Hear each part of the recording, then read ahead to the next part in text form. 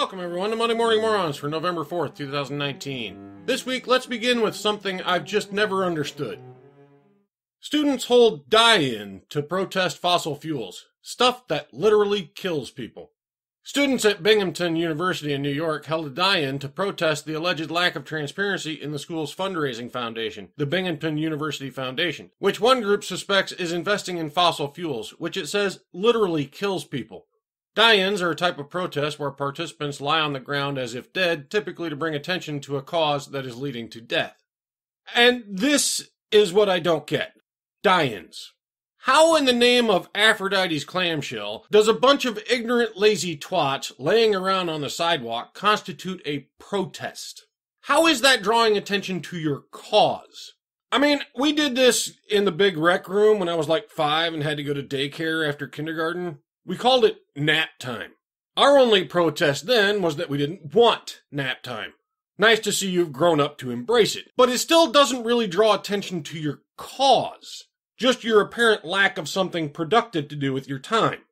The protest was hosted by a group called Divest Bing. One of its members, Elizabeth Nutting, told the Pipe Dream, the campus paper, that in addition to calling for more transparency in the school's endowment investments, Divest Bing also protesting investments into stuff that literally kills people. We're protesting against the lack of transparency with the endowment of this school, Nutting said. The Binghamton University Foundation refuses to tell us where our money is going, and historically, money that universities and other big organizations or corporations invest is in fossil fuels, war machines, and prison labor, which is stuff that literally kills people.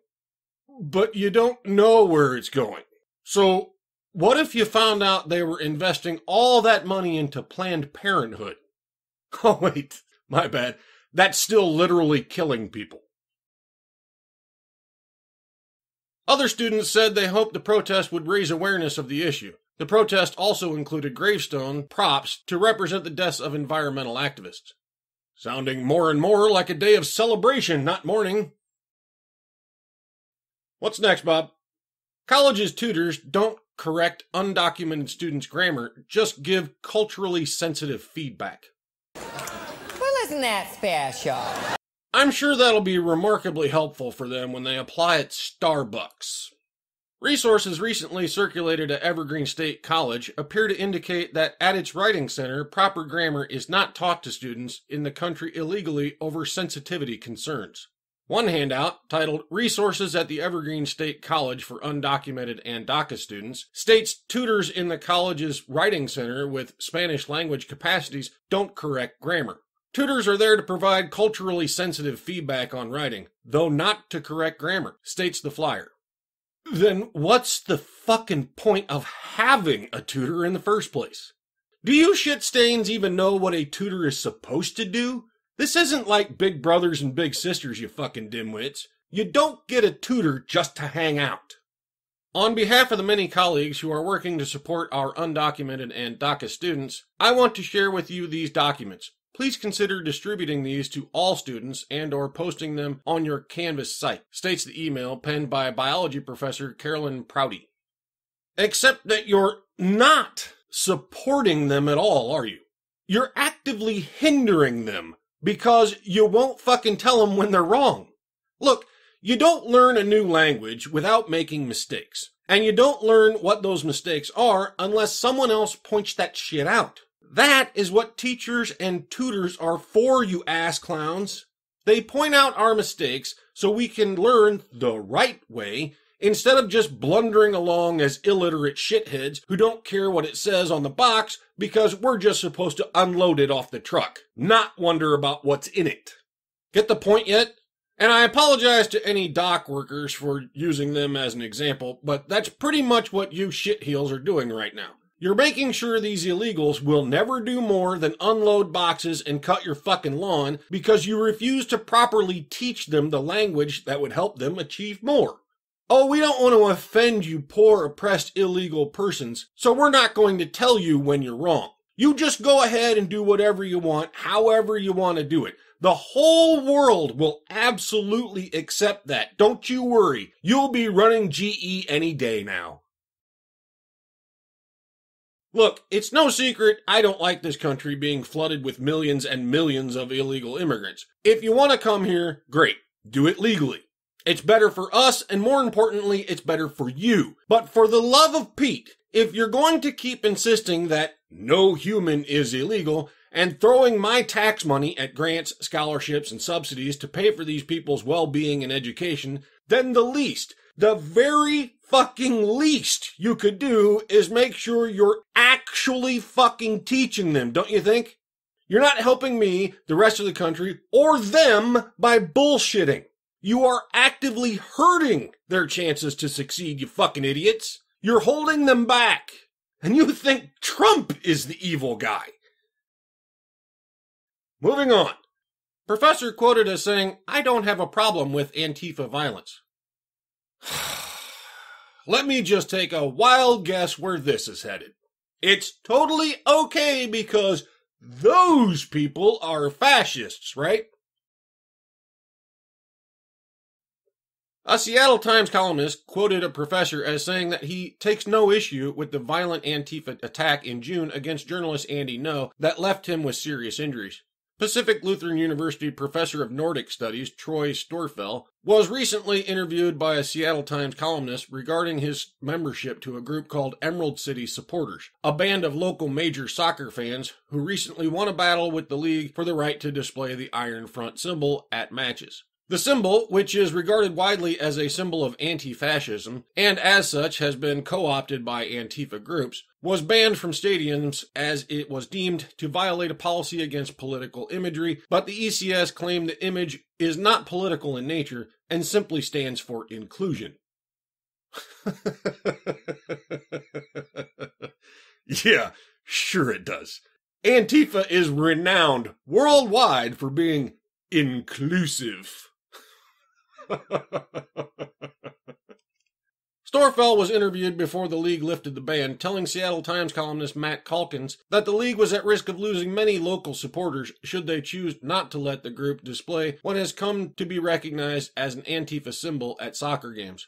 When asked by Calkins what he thought about Antifa's adopting the symbol, Storfel replied, "I say, hell yes." They've used violence, though, Calkins pointed out, referencing Antifa. "Violence against fascists," Storfel responded. "It's almost like I'm psychic, isn't it?" Well, that, or they just repeat the same tired-ass lies over and over again, like the good little programmed automatons that they are. When specifically asked about Ngo, who suffered brain hemorrhage as a result of a violent attack while covering Antifa demonstrations in Portland, Oregon in June, Storfel replied by saying, "I don't have a problem with it. There are children dying of lack of medication in concentration camps in the U.S. If one fascist gets a milkshake thrown at him." When the columnist pointed out that Ngo was also beaten up, Storfel clarified, "and beaten up. I don't have a problem with it." I see. We can only care about one thing at a time.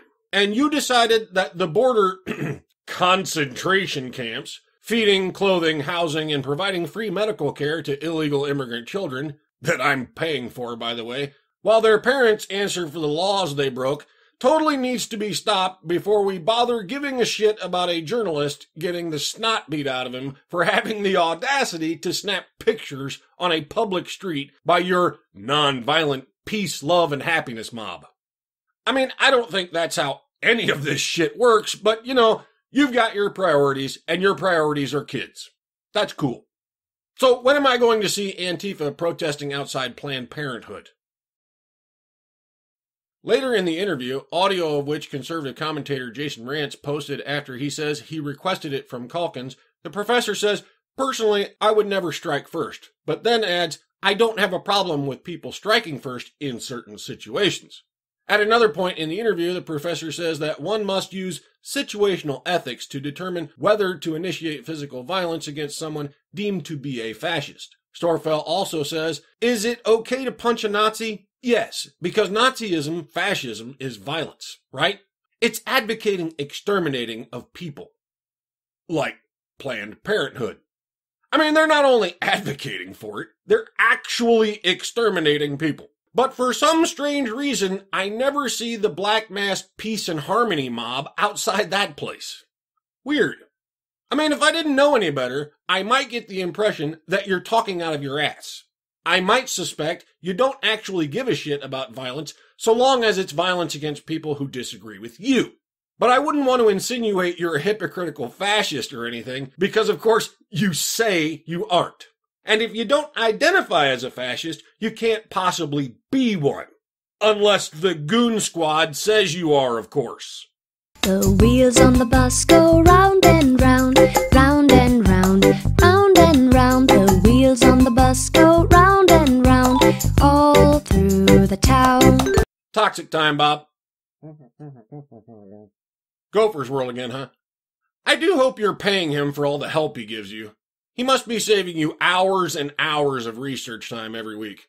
Of course I don't pay you. You're living in my castle, eating food I pay for, using my computer. Now you want a salary too? Fucking ingrate. Brazilian teen cut out pregnant sister's baby to give to other woman, police. A 13-year-old girl in southwestern Brazil allegedly beat her older pregnant sister to death and cut out her unborn baby to give to another woman before killing her nephew, who reportedly caught her in the act. Police in Porto Velho, I don't know how you pronounce that, said the unidentified teenager confessed to bludgeoning her older sister, Fabiana Pires Santana, 23, with an iron bar before stabbing her multiple times. Santana was 8 months pregnant when the girl attacked her. The teenager is also accused of drowning Santana's 7-year-old son, Gustavo, who allegedly attempted to save his mother's life. Focus on News, via The Sun, reported this week. Oh, thank heavens she got that toxic little male, too. The brutal attack occurred sometime before October 18th, when family members said Santana and her son failed to return home. Another sister found the bodies 2 days later inside a clay quarry. The child's body was found floating in a lake a few meters from his mother's body, Brazilian news outlet, reported. Police said the 13-year-old carried out the attack with a 15-year-old boy on the orders of a woman, Katia Rebelo, who was allegedly the mastermind behind the brutal killings. Following the orders of a woman. That toxic little bastard. Police chief, holy shit, not gonna try that, told the other fucking name I can't pronounce. The 15-year-old boy is Rebello's son. Oh, shit. Not just any woman, but his mom's orders. All hail the patriarchy, huh? And they had concocted a plan to get rich with the baby. She said Katia Rebello had been faking a pregnancy and needed a child so that her prospector boyfriend would marry her. I guess just having a baby never occurred to you? Rebello, who went on the run, was arrested last week and has allegedly confessed to inciting the teens to carry out the crime. Santana's baby, weighing 3.9 pounds, was found alive in the care of the 15-year-old boy. It was taken to a local hospital for observation. Carvalho told reporters that the 13-year-old suspect claims the grisly crime was an act of vengeance against her sister.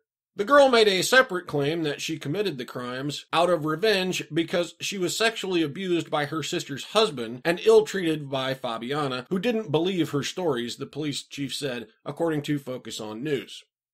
Well, shit. Looks like Fabiana should have just #believed women, and none of this would have happened.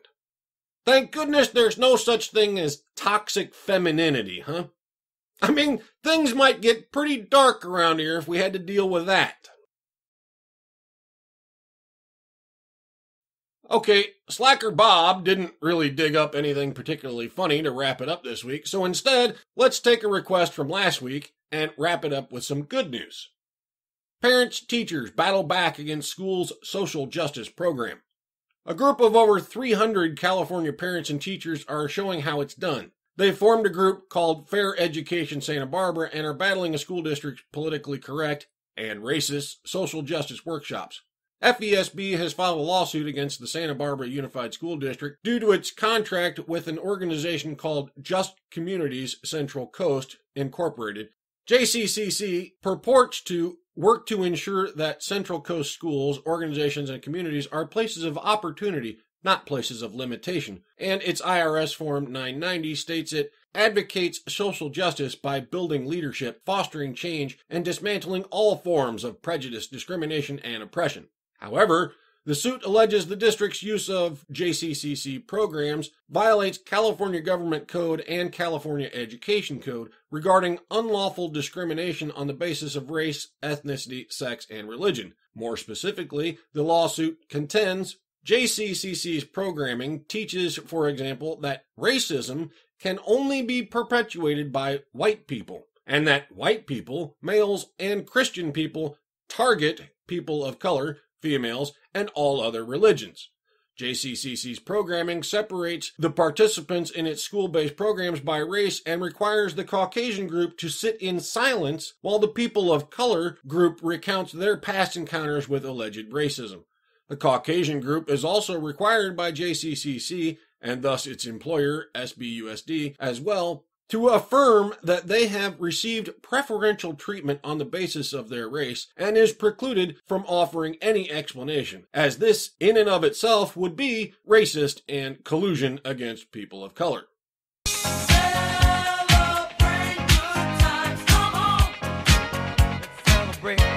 It's about fucking time, eh?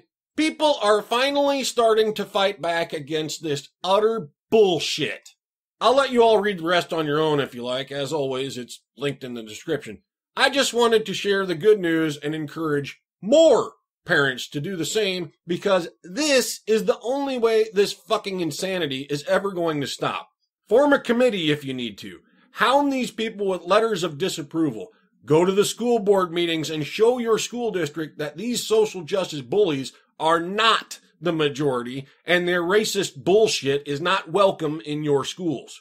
Most importantly, pay attention to what your kids are being taught and correct this brainwashing horse shit as it happens. Don't just sit back and allow these mental midgets to damage your kids for life. That's it for this week. Remember the social justice mantra: women are victims, men are oppressors, and feminism is just about equality. I'll see you all next time.